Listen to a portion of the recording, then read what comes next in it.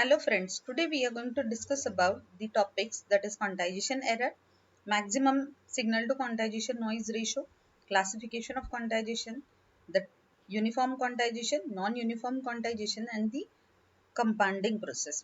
And these are from the unit 1 that is digital transmission of analog signals from the subject that is digital communication.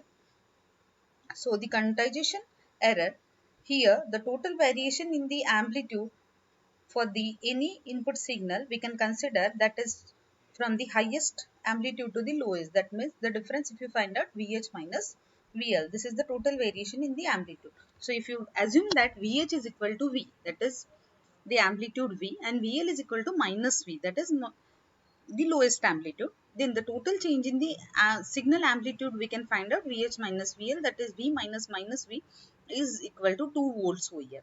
If the range is divided into Q levels of quantization, then the step size is given by S is equal to VH minus VL divided by Q, that is 2 volts divided by Q over here. Q is a number of quantization levels. So if you assume that VH is equal to plus 1 volts and VL is equal to minus 1 volts, simply you will be getting the S is equal to 2 by Q over here. So now if you want to find out the uniform distribution for the quantization error over here we can find out the PDF of quantization error, that is from the minus S by 2 to S by 2, and the amplitude is 1 by S here. So how to find out this? That is PDF for the quantization error is defined as 0 from the period, that is from the quantization error if it is less than S by 2, less than equal to 1 by S in the range of minus S by 2 to S by 2, and the PDF for the quantization error is 0 for greater than S by 2 here. So now you can find out the noise power over here. Normally the power is V square by R. So as it is noise power, we need to consider Vn to represent it's a noise power. So Vn square divided by R, whereas Vn square is a mean square noise voltage. We have defined the quantization noise as a random variable with a probability density function PDF equal to F quantization error. We can find out the mean square value of the noise voltage here. So we can find out the mean square value over here, E into epsilon square over here. So we can easily find out it's S square by 2. So the normalized quantized power or normalized noise power NQ is equal to Vn square divided by R actually. So R here it is considered as a 1. So the normalized noise power is S square by 12 over here. Now we can find out the maximal signal to quantization noise ratio. So we need to find out separately what is the signal power, and already we know what is the quantization noise power over here. So signal power, simple formula we are having P is equal to V, as it's RMS voltage, V divided by under root of 2 square divided by R. So if you find out the signal power is V square by 2 over here, and if you take a ratio of this, that is we know that is quantization noise is S square by 12. Previously we got this, and signal power is V square by 2. So simply signal to noise quantization noise power is 6V square divided by S square. We know that is S is a step size, already we have proved this, that is 2V divided by Q over here. So if you put into this formula, above formula, so your signal to quantization noise ratio is 6 volts, 6V square divided by S square, that means 4V square divided by Q square. So if you solve this, we will be getting the answer, that is 3 by 2 Q square over here. Now, the quantization level Q is equal to 2 raised to n, whereas n is the number of bits per word in the PCM. So, P divided by NQ, that is signal to power ratio, that is 3 by 2.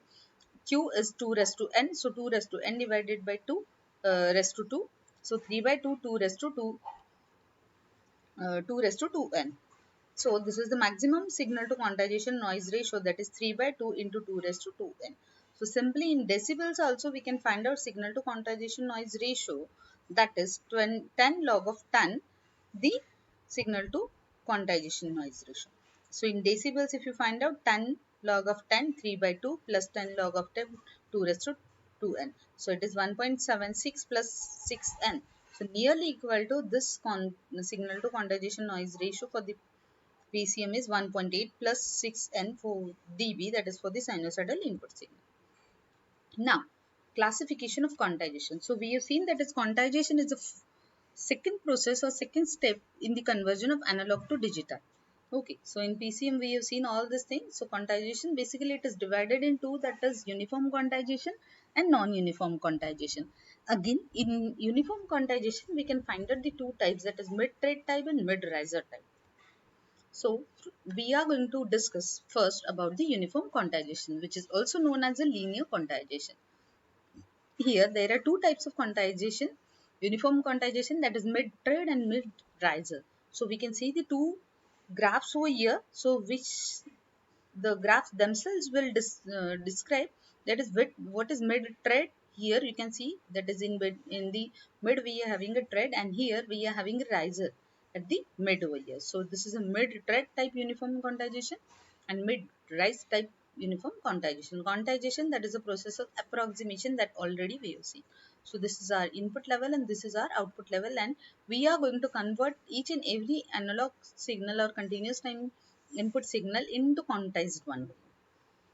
The mid-riser type is so called because the origin lies in the middle of the rising part of the staircase like graph. The quantization levels in this type are even in numbers. So we can see in the mid-riser type. So here, then second type, as I told you, that is mid-trade type. It is so called because the origin lies in the middle of the trade of the staircase like graph. The quantization levels in this type are odd in number. Both the mid-rise and mid-trade type of uniform quantization is symmetric about the origin. So for the first one, as we can see, that is input is, it is in between delta, that is step size, minus delta divided by 2 and plus delta divided by 2. Then the quantizer output is 0 here.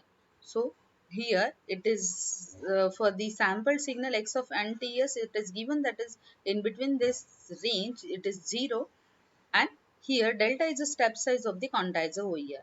So in between this, that is delta divided by 2 and 3 delta divided by 2, it is a delta over here. Similarly, other levels are assigned, and it is also called mid-rate because the quantizer output is 0 when x of nts is 0 over here.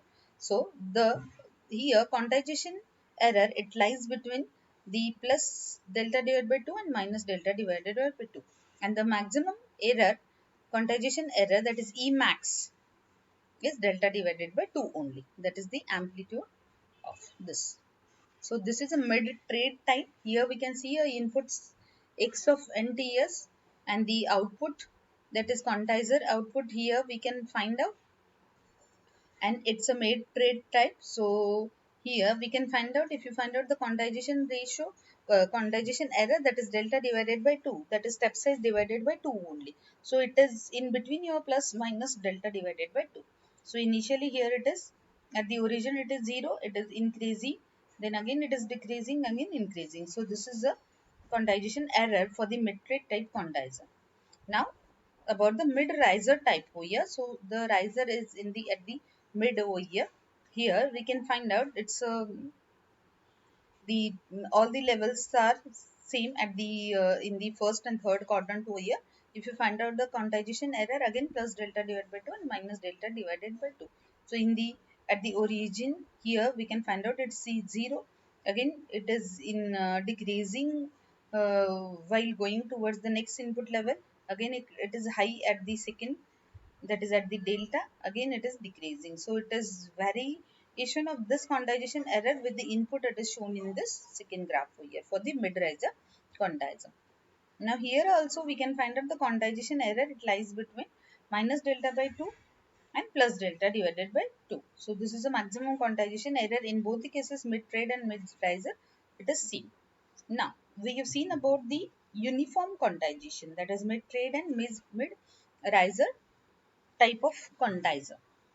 Now for the non-uniform quantization, basically in non-uniform quantization, here what we are going to do, we are going to compress that signal, and we are going to expand this signal at the receiver side also. So this is the model of non-uniform quantization, that is input is applied to the compressor, then it is given to the uniform quantization over here, and that is then the undo process will be done, that is expansion, and then you will be getting your output. So this is nothing but a non-uniform quantization. So here you can find out non-uniform quantization, that is the error is also varying over here, that is small quantization error at the low input levels we can find out, and large quantization error whenever the inputs are high or step size are large. So for small step size at low input levels, small quantization errors we are getting, and where our step size are large, the quantization errors are also large. So this is the graph which explains the non-uniform quantization. This is again known as a compounding also. So compression and expansion. And this is used in PCM system. So compounding, which is used in PCM system. So non-uniform quantization are difficult to make and they are also expensive. An alternative is to first pass the switch signal through non-linearity before quantizing with a uniform quantizer. And the non-linearity causes the signal amplitude to be compressed. The input to the quantizer will have a more uniform distribution. So at the receiver, the signal is again expanded by a inverse to the non-linearity, and the process of this compressing and expanding, it is known as a compounding. So compounding is used in PCM system over here. So we can see the graph of the compounding over here, in which you can find out on x-axis that is input voltage of the compounder is given, and on the y-axis we can find out the output voltage of the compounder is given, and the graph for the compression here and for the expansion which will undo the process. Here basically there are two laws for the non-uniform compounding over here. The first law is mu law of the compounding.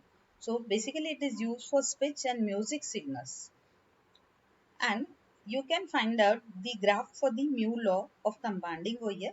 On x-axis we can find out a normalized input signal, that is x. So it is from 0, 0.2, 0.4, 0.6, 0.8 and 1 volts over here. On the y-axis we can find out a normalized output signal, that is 0.2, 0.4, 0.6, 0.8 and 10 over here. So the value of mu, the standard value of mu, which gives a correct shape. In this we can see this is for compression only. Okay, so what is the value of mu? Mathematically again we can represent z of x, that is mu law of compounding, that is signum function of x log 1 plus mu x over here divided by log of 1 plus mu, whereas x is less than equal to 1. So a standard value of mu for the mu law of compounding is 255 over here. So for the other cases, that is the value of mu is equal to 0, mu is equal to 5, the compounding curves are shown over here. Now, to plot the characteristic of mu law compressor over here, one example we are having the expression for the normalized output of mu law compressor is given as this, that is z of x is equal to plus minus log 1 plus u mu x divided by log of 1 plus mu, whereas x is less than or equal to 1. Let the value of mu is equal to 255 over here. So now it's time to put the value of mu, that is 255 over here. At the denominator it is 1 plus mu, so we will be having the answer, that is 256.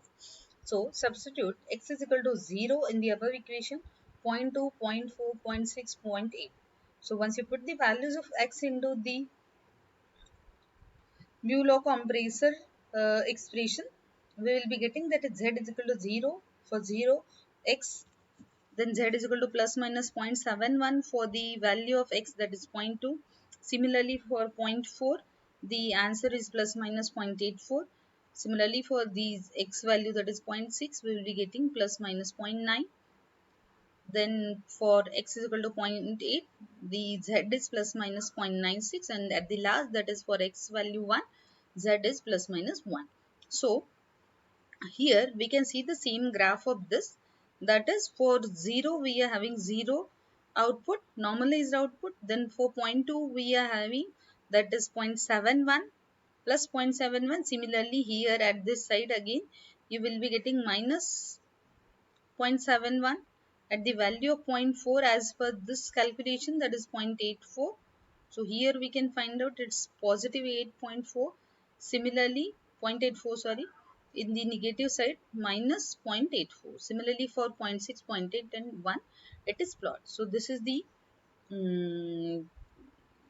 equation which is used to plot the characteristic of mu law compressor for the standard value, that is mu is equal to 255. Similarly, for A law it provides a piecewise compression characteristic. It has a linear segment for the low level inputs and logarithmic segment for the high level inputs. So here the two conditions are given for x is less than or in between 0 to 1 by a, and if it is in between 1 by a to 1. So here the standard value of A law of compounding, that is A is equal to 87.56. So this is a normalized input at the x-axis and normalized output at the y-axis, and the plots are given for the A is equal to 2, A is equal to 1, and the standard value of A law of compounding, A is equal to 87.56 over here. Thank you.